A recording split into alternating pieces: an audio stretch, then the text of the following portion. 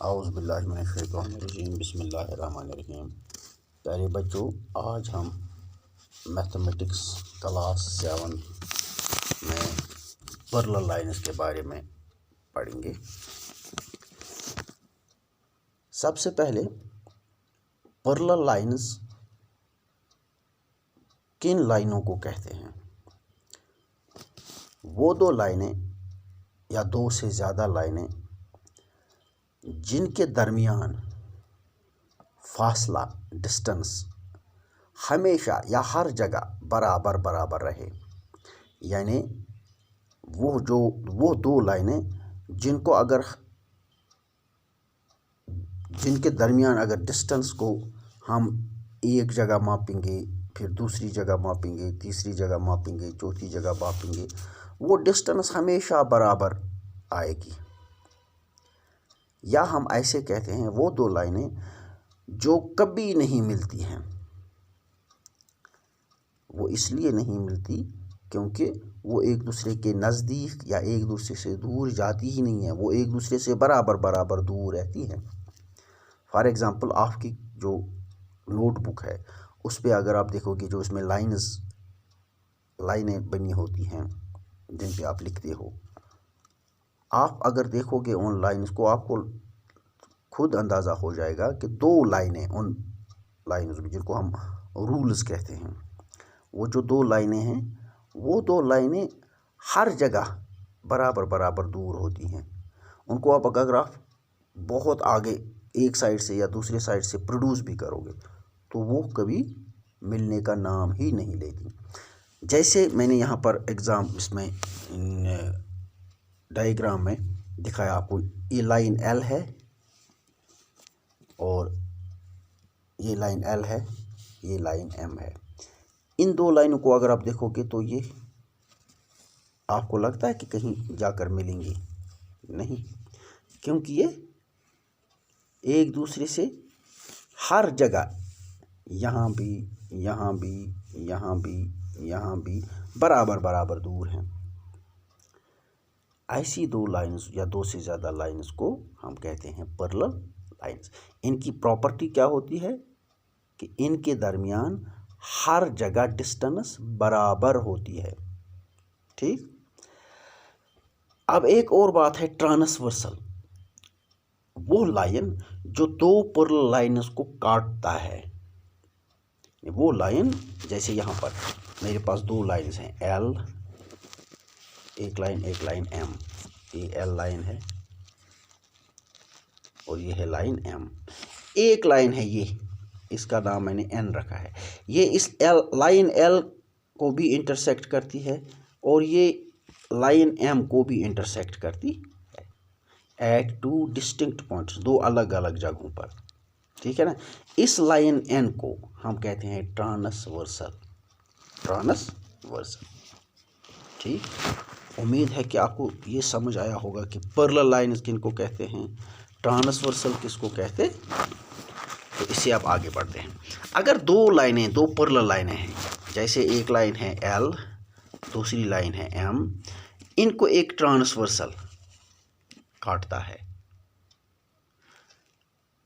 Whenever two parallel lines are intersected by a transversal, as shown in the figure, इस शक्ल में आप देख लीजिए, how many angles are formed। जब ये ट्रांसवर्सल इन दो लाइन्स को इंटरसेक्ट करता है, काटता है, दोनों लाइन्स के साथ, ये ट्रांसवर्सल कितने एंगल बनाता है? यहाँ पर आप शक्ल में देखिए, इस शक्ल में कितने एंगल बनते हैं इस पॉइंट पे। यानी जब इस ट्रांसवर्सल ने लाइन L को काटा, जिस जगह इस लाइन L को काटा वहाँ पर 4 एंगल बने।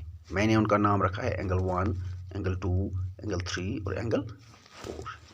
ठीक। अभी इसी तरह जब ये ट्रांसवर्सल लाइन M को काटता है तो यहाँ पर भी ये 4 एंगल बनाता है। ठीक। कौन सा एंगल? एक का नाम मैंने रखा है एंगल 5, एंगल 6 दूसरे का, इसके बाद तीसरे का एंगल 7, चौथे का एंगल 8। लाइन L के साथ ट्रांसवर्सल 4 एंगल बनाता है, लाइन M के साथ ट्रांसवर्सल 4 एंगल बनाता है। टोटल इन दो लाइन्स के साथ L और M इनके साथ टोटल ये ट्रांसवर्सल कितने एंगल बनाता है? 4 यहाँ, 4 यहाँ, 4 और 4 8।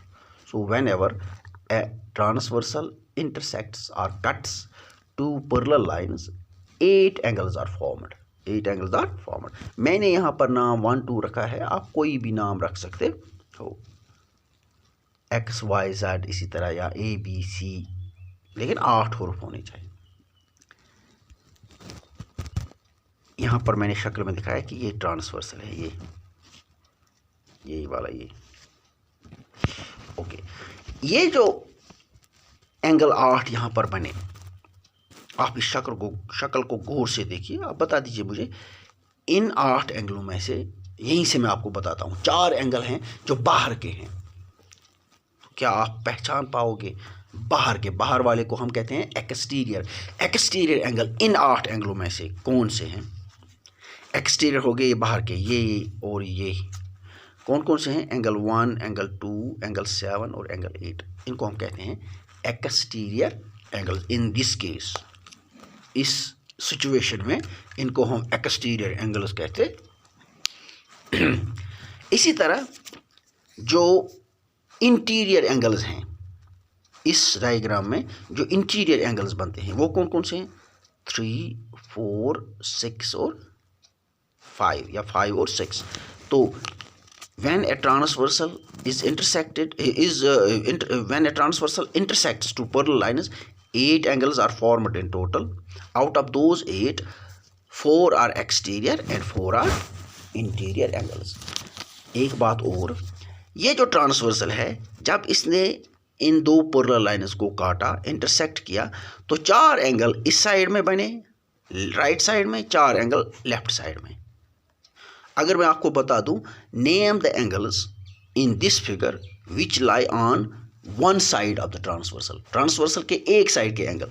तो कौन कौन से एक साइड के हैं? 1, 4, 5 और 8 ये एक साइड के हैं। इसी तरह 2, 3, 6 और 7 ये दूसरी साइड के हैं। तो मैंने यहाँ पर इस पूरे डिस्कशन की डिटेल्स या समरी लिख के रखी है, ठीक है। इस वीडियो को आप गौर से देखोगे 2 बार 3 बार, और ये चीज़ें आप याद रखोगे। Thank you.